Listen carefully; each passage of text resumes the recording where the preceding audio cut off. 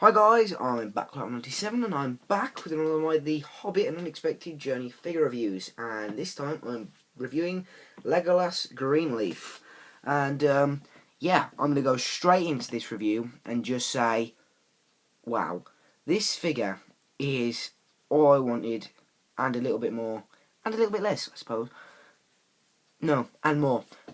He is just, the likeness is fantastic, although you have got this washed out look, which, you know, isn't too bad.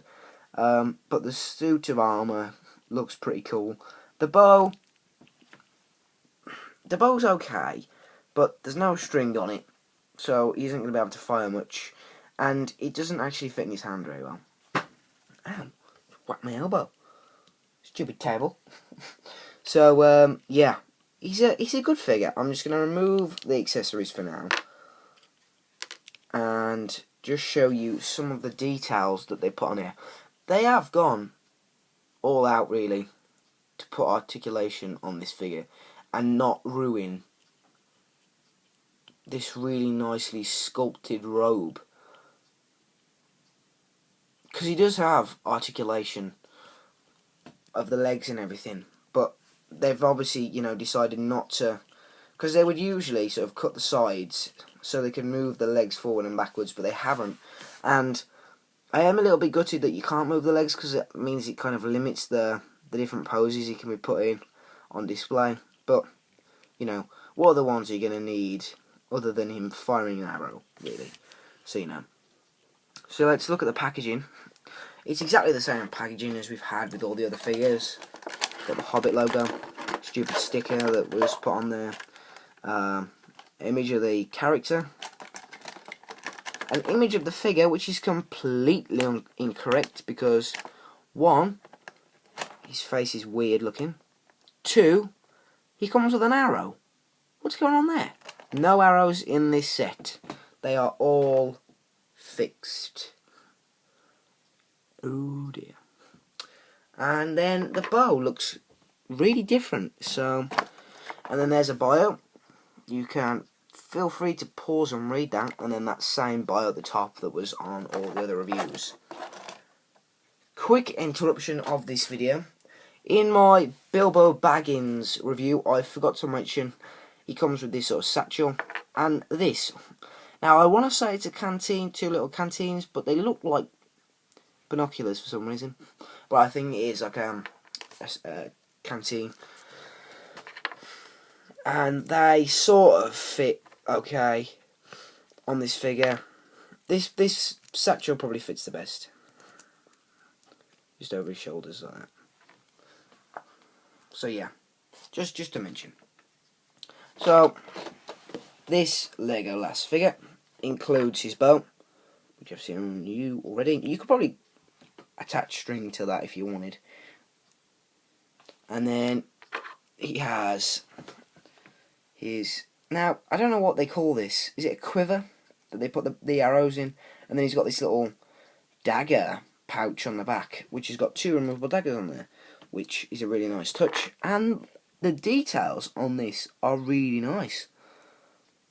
Really, really well detailed. At first I thought they were like a smudge from paint, but there are actual details on there, which, you know, and these fit in his hands.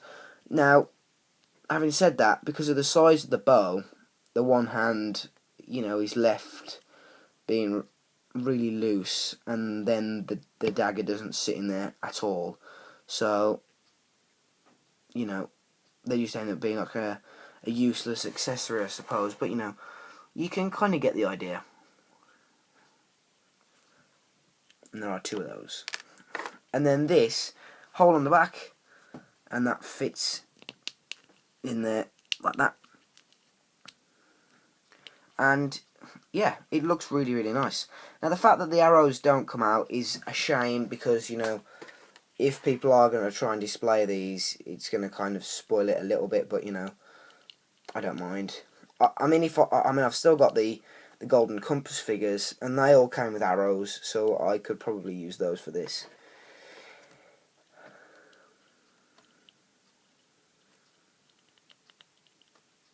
Now, I don't think the bow's supposed to fit in there, but that's what I've been using it for, just to keep it safe for now. Really nice figure. I mean, the articulation is really nice on this figure as well. Ball jointed head. Really nice movement there. Forward and backwards as well. But have it camera focused in there. It can go in and out pretty well. Bend at the elbow. Swivel at the wrist. Now, no waist articulation. Fantastic. The legs should go forward and backwards and outwards, and then there's a bend at the knee. And a swivel at the top of the knee as well. But yeah, really nice figure. Probably my favourite one in terms of a figure that I really wanted. But Gandalf has been probably the best for me so far, because I didn't get a Gandalf in the Lord of the Rings series. On the other hand, I didn't get a Legolas either. So they were kind of the two figures that I didn't seem to pick up, because that was years and years ago. So you know, I didn't really understand it too much then. But yeah, no, really nice figure. Definitely the one worth looking out for. Actually, having said that, I picked all these figures up at the same time except Legolas. They didn't have Legolas. They had all the figures except this one. And I went to one shop and had to go to another one somewhere else. And this one they had. Did they have Bilbo Baggins again? So I think Bilbo Baggins is probably the dominant figure. And then Legolas is probably the rarest figure. And then I haven't seen Grin of the Goblin. Although he is a common one, I haven't seen him recently. But I'm probably not going to pick him up for a while. He just doesn't look that good. So thanks very much for watching, guys. And please check out my mate's YouTube channel, Ripx Tired One. I will put that in the description below as well as my Twitter name. Although it is Sherlock221B221, I think something like that, Sherlock221B22, I don't know. It does also have my YouTube name on there, Backlight97 as well. So check that out, and I'll see you in my next review, which is of Thorin Oakenshield. And until next time, guys, see ya.